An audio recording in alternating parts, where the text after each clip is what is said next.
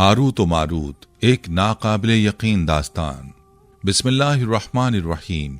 अस्सलामु अलैकुम रहमतुल्लाहि व बरकातुहू। अंधेरी रात बाबिल की सरजमीन पर खामोशी तारी थी, लेकिन ये खामोशी खौफनाक हकीकत को छुपाए बैठी थी। एक ऐसा राज जो आज भी दुनिया को हैरान कर देता है। कहा जाता है कि बाबिल की गलियों में कुछ ऐसे अफराद नजर आते थे जो आम इंसानों से मुख्तलिफ थे। उनकी आंखों में एक अलग सी चमक थी, उनके अल्फाज में एक ऐसा जादू था कि जो सुनता वो मबहूत रह जाता था। उनके गिर्द एक ऐसी पुरस्कार फजा थी कि लोग उनके करीब जाने से घबराते, लेकिन फिर भी उनकी तरफ खींचे चले आते। ये कौन लोग थे? क्या ये आम इंसान थे या किसी और मखलूक से इनका ताल्लुक था? ये कहानी दो ऐसे फरिश्तों की है जो आसमान से जमीन पर उतरे, जिन्हें दुनिया हारूत व मारूत के नाम से जानती है। ये फरिश्ते जमीन पर क्यों आए, इनका असल मिशन क्या था, और वो एक ऐसी आजमाइश में कैसे मुब्तला हो गए जिसने तारीख को हिलाकर रख दिया। ये कहानी दो फरिश्तों की आजमाइश नहीं, बल्कि ये इंसान की कमजोरी, जादू के खौफनाक असरात और अल्लाह की तरफ से एक बहुत बड़ी तंबीह की कहानी है। प्यारे दोस्तों, आज की वीडियो में हम एक हैरत अंगेज और सनसनीखेज कहानी को बयान करने जा रहे हैं जो जादू, आजमाइश और दो फरिश्तों की जमीन पर आमद के गिर्द घूमती है। इस वीडियो में आप जानेंगे हारूत व मारूत कौन थे, वो जमीन पर क्यों भेजे गए, उनकी आजमाइश क्या थी और आखिर में उनका अंजाम क्या हुआ। अगर आप इस्लामी तारीख और हैरत अंगेज कहानियों में दिलचस्पी रखते हैं तो इस वीडियो को आखिर तक जरूर देखिएगा। चैनल को सब्सक्राइब करें और बेल आइकन को दबाएं ताकि हमारी नई वीडियोज आप तक पहुंचती रहें। वीडियो को लाइक करें और अपने दोस्तों के साथ भी शेयर करें।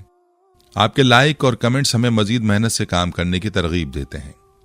प्यारे दोस्तों, दुनिया में बहुत सी तहजीबें आईं और मिट गईं, मगर कुछ सल्तनतें ऐसी भी थीं जो तारीख के सफ़ात पर हमेशा के लिए नक्श हो गईं।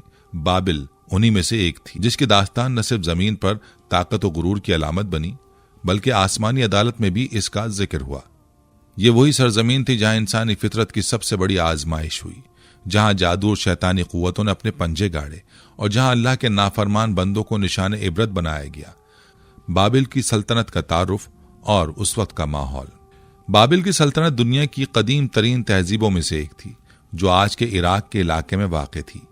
इसकी बुनियाद समीरी, अकादी और उमूरी अक़वाम ने रखी, मगर उसे उरूज देने वाला सबसे मशहूर हुक्मरान नमरूद था।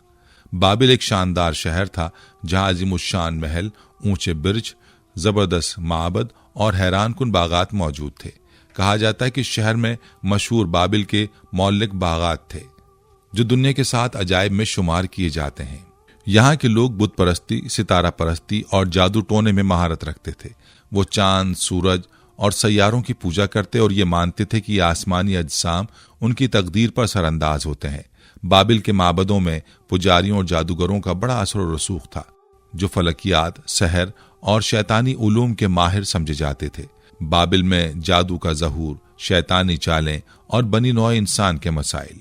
बाबिल के लोगों का मानना था कि जादू एक खुफिया इल्म है जो कायनात के राजों को खोल सकता है।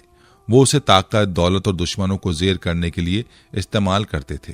कहा जाता है कि जादू को 2 बड़े हिस्सों में तकसीम किया जाता था।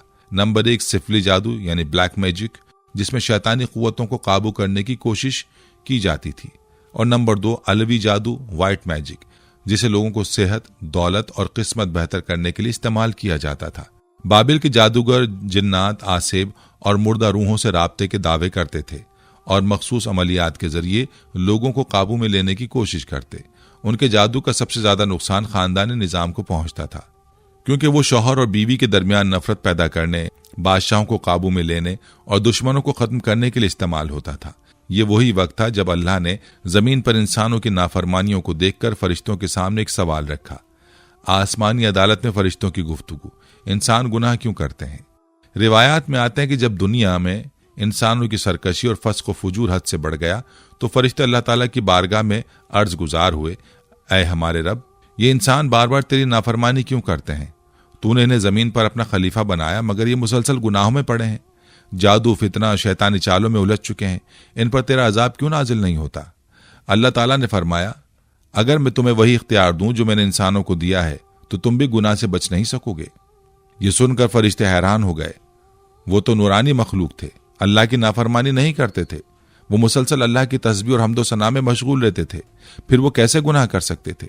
अल्लाह ताला ने फरमाया, अच्छा मैं तुम्हें जमीन पर उतारता हूं और तुम्हें इंसानों जैसी ख्वाहिशात, जज्बात और आजमाइशें देता हूं, फिर देखता हूं कि तुम गुनाह से कैसे बचते हो।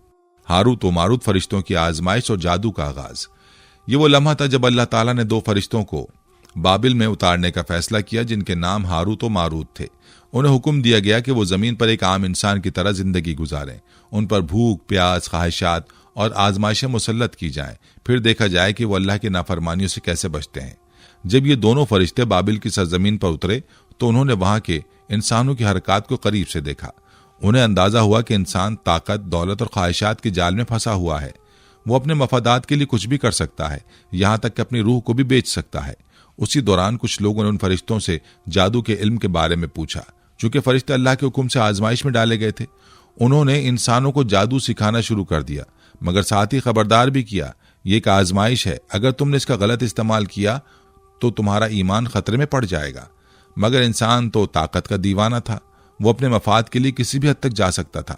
चुनाचे जादू ने बाबिल में तबाही मचाना शुरू कर दी। लोग शौहर और बीवी के दरमियान तफरीक डालने लगे, बादशाहों को काबू में लेने लगे, दुश्मनों पर सहर के जरिए हमले करने लगे। बाबिल की तबाही और आसमानी इंतकाम। बाबिल में जादू के बढ़ते हुए असरात ने अल्लाह की नाराजगी को दावत दी। कहा जाता है कि अल्लाह ने उन जादूगरों पर अजाब नाजिल किया और बहुत से जादूगर और गुमराह लोग जमीन में दफन कर दिए गए। हारूत और मारूत को भी उनके अमाल के सबब सजा दी गई और उन्हें जमीन के नीचे कुएं में लटका दिया गया। अल्लाह ने हुक्म दिया कि जादू की किताबें दज्जल और फरात के पानियों में छुपा दी जाएं, ताकि लोग मजीद फसाद में मुब्तला ना हों। मगर कुछ लोग आज भी खुफिया तरीके से जादू सीखने की कोशिश करते रहे और यही वजह है कि जादू आज तक दुनिया में मौजूद है। नतीजा, जादू की हकीकत और अल्लाह की आजमाइश। बाबिल की कहानी हमें एक बहुत बड़ी हकीकत सिखाती है। इंसान की फितरत कमजोर है और वो ताकत और ख्वाहिशात के जाल में आसानी से फंस सकता है। जादू एक फितने की सूरत में दुनिया में आया और यह हमेशा नुकसान दे रहा। फरिश्ते भी जब इंसानी आजमाइश में डाले गए तो वो गुनाह से ना बच सके। प्यारे दोस्तों, इंसान की तख्लीक के वक्त से ही फरिश्ते ये देख रहे थे कि ये मखलूक आजमाइश में पड़कर बार बार गुनाह की तरफ माइल हो जाती है। वो हैरान थे कि क्यों ये इंसान शैतान के जाल में आकर अल्लाह की नाफरमानी करते हैं। वो ये समझते थे कि अगर इन्हें इंसानों जैसी आज़ादी और इख्तियार मिले तब भी वो किसी गलती में नहीं पड़ेंगे। जब जमीन पर जादू, शैतानी फितने और सरकशी बढ़ गई तो आसमानी अदालत में फरिश्तों ने अल्लाह ताला से अर्ज किया, अय हमारे रब, ये इंसान बार बार गुनाह क्यों करते हैं? तूने उन्हें जमीन पर अपना खलीफा बनाया, मगर ये मुसलसल तेरी नाफरमानी में मुब्तला है। अगर हमें इंसानों जैसी आज़ाद मर्जी दी जाए तो हम कभी भी तेरे हुक्म से नहीं हटेंगे। अल्लाह ताला जो सबका जानने वाला और सबसे ज्यादा हिकमत रखने वाला है, ने फरिश्तों को एक आजमाइश में डालने का फैसला किया।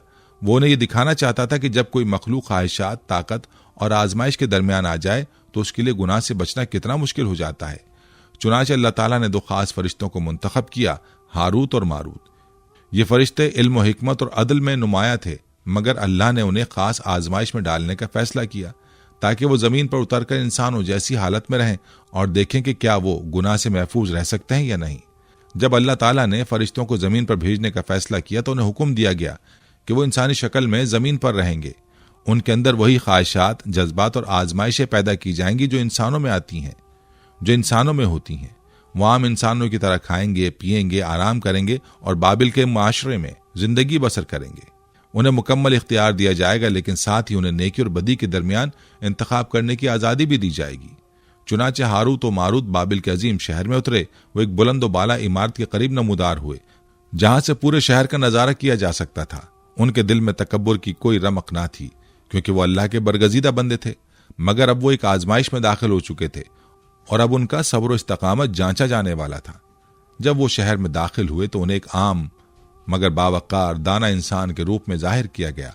वो देख सकते थे कि बाबुल में जादूगरों, पुजारियों और नजूमियों का राज था। हर जगह सहर और जादू के असरात नजर आ रहे थे। लोग सितारों से किस्मत का हाल जानना चाहते थे और शैतानी चालें हर तरफ फैली हुई थीं। हारूत व मारूत को अल्लाह ने जमीन पर भेजा तो उन्हें बेशुमार इल्म अता किया। वह हिकमत और दानाई के मालिक थे और जमीन पर मौजूद लोगों के मसाइल को समझने और उनका हल निकालने की सलाहियत रखते थे। जब वो बाबिल में आम इंसानों के साथ रहने लगे तो जल्दी शहर के लोग उनकी तरफ मुतवज्जे होने लगे। वो उनके पास आते, अपने मसाइल का हल पूछते और मुख्तलिफ उलूम के बारे में सवाल करते। फरिश्ते लोगों को सच्चाई, नेकी और अदल का दर्स देते। वो लोगों को समझाते कि अल्लाह की नाफरमानी ही सबसे बड़ा नुकसान है, और अगर वो गुनाहों से बचना चाहते हैं तो उन्हें अपनी ख्वाहिशात पर काबू पाना होगा। जैसे जैसे दिन गुजरते गए, फरिश्तों पर भी दुनियावी जिंदगी के असरात पड़ने लगे। उन्हें भूख लगती, प्यास महसूस होती और वो आराम की जरूरत महसूस करते, और सबसे बढ़कर उनके दिल में भी वही जज्बात उभरने लगे जिनसे इंसान दो चार होता है। ये गैर मामूली कैफियत थी, क्योंकि फरिश्ते हमेशा अल्लाह के हुक्म की तामील करते थे, मगर अब वो खुद एक बड़े इम्तिहान से गुजर रहे थे। बाबिल के लोग बहुत चालाक थे। उन्होंने जल्दी महसूस कर लिया कि हारूत और मारूत आम इंसान नहीं है, बल्कि इनके पास खास इल्म और हिकमत है। कुछ लोग उनके करीब आए और सवाल किया, हमने सुना है कि तुम बहुत बड़े आलिम हो, क्या तुम हमें कुछ ऐसा इल्म सिखा सकते हो जिससे हम दूसरों पर गलबा पा सकें? फरिश्तों ने जवाब दिया, यह इल्म एक आजमाइश है, अगर तुमने इसे गलत तरीके से इस्तेमाल किया तो ये तुम्हें तबाह कर देगा। मगर इंसान फितरी तौर पर ताकत और इख्तियार का ख्वाहिशमंद होता है। वो चाहते थे कि वो भी जादू सीखकर दूसरों पर राज करें और अपने दुश्मनों को जेर करें और अपनी जिंदगी को अपनी मर्जी से चलाएं। हारूत और मारूत ने बार बार खबरदार किया, हम तुम्हें एक आजमाइश के तौर पर इल्म दे सकते हैं, मगर याद रखो कि जो इसका गलत इस्तेमाल करेगा वो अपना ईमान खो बैठेगा। मगर जादू की कशिश बहुत शदीद थी। बहुत से लोग इस इल्म की तलाश में आए और बाज ने इसे नेकी के लिए, जबकि बहुत सौ ने इसे बुराई के लिए इस्तेमाल करना शुरू कर दिया। अल्लाह की तरफ से आजमाइश का असल मरहला अब शुरू हुआ। बाबिल की एक हसीन और जमील औरत, जिसका नाम बाज रिवायत में जोहरा बताया जाता है, उनके सामने आई। वो गैर मामूली खूबसूरती की मालिक थी और उसकी पुरकशिश मुस्कुराहट देखकर बड़े बड़े अक्लमंद भी धोखा खा सकते थे। वो हारूत और मारूत के पास आई और कहने लगी, मैं तुमसे एक सवाल पूछना चाहती हूँ, अगर तुम मुझे जवाब दो तो मैं तुम्हें एक कीमती चीज दूंगी। हारूत और मारूत ने उसे गौर से देखा। वो एक आम औरत नहीं लगती थी, बहुत चालाक थी, ज़हीन थी और सबसे बढ़कर आजमाइश का एक बहुत बड़ा जरिया थी। यहां वो लम्हा आया जहां फरिश्तों को अपनी हकीकत का सामना करना पड़ा। क्या वो अल्लाह के दिए हुए इल्म और हिकमत को बचा पाएंगे? क्या वो दुनिया की ख्वाहिशात के जाल में नहीं फंसेंगे? यह आजमाइश आगे बढ़ती रही और फरिश्ते इस इम्तिहान में कहां तक कामयाब रहे, ये कहानी आगे एक नया रुख इख्तियार करती है। प्यारे दोस्तों, यहाँ एक बात बताना जरूरी है, वो ये कि जब अल्लाह ताला ने हारूत और मारूत को बाबिल में भेजा तो उनका मकसद आजमाइश था, न कि इंसानों को गुमराह करना। वो इल्म रखते थे जो आम इंसानों की पहुंच से बाहर था, मगर अल्लाह की तरफ से उन्हें वाज़ेह हुक्म था कि जो भी उनके पास आए उसे जादू सिखाने से पहले तंबी करें। बाबिल की सरजमीन उस वक्त तहजीब व तमद्दुन का एक बड़ा मरकज था। वहां के लोग इल्म, फलकियात और दूसरी खुफिया उलूम में बड़ी दिलचस्पी रखते थे।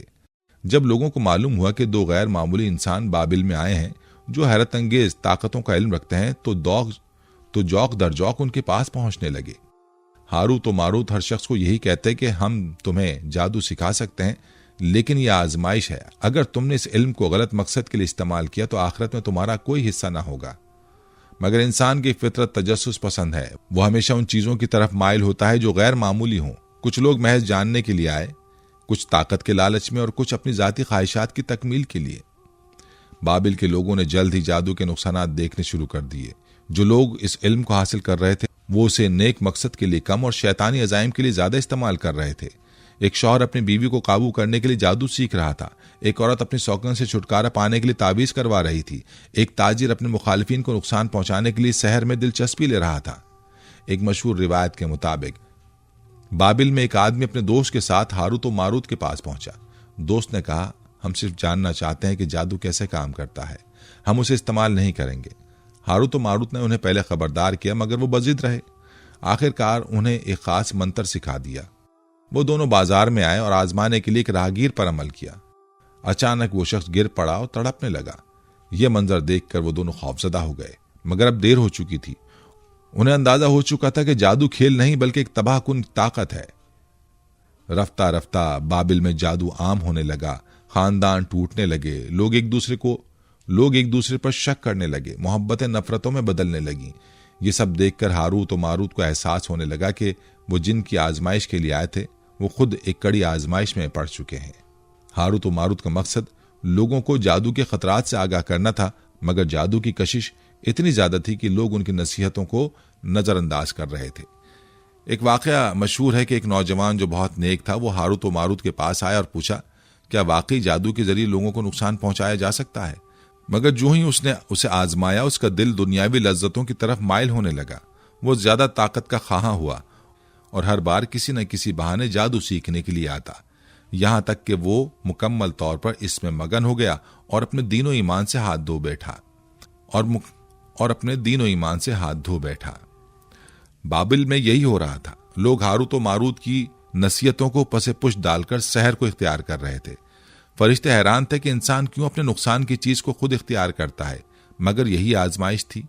उसी दौरान कुछ लोग ऐसे भी थे जिन्होंने हारूत और मारूत की नसीहत पर अमल किया और खुद को जादू के फितने से बचाया।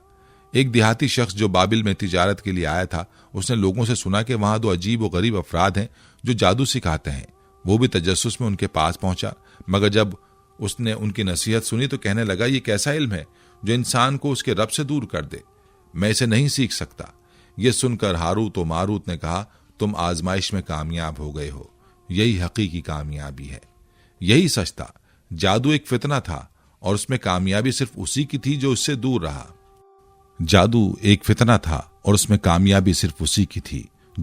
रहा। मगर लोग ज्यादातर इस आजमाइश में नाकाम हो रहे थे।